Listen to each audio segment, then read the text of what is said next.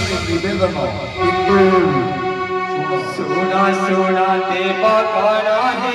सुना मोर बचना सुना सुना ते पकड़ा है सुना मोर बचना मोहन तारे के बेलोही पवनी पता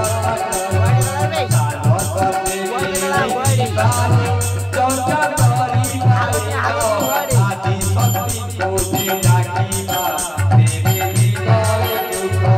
निश्चय से आती जोड़ी में तुम्हारा रे तुम्हारी नहीं पैसा चोरा तुमको ऐसो करी बेपारी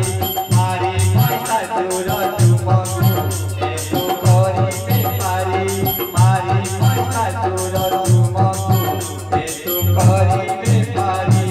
जगन्नाथ प्रभु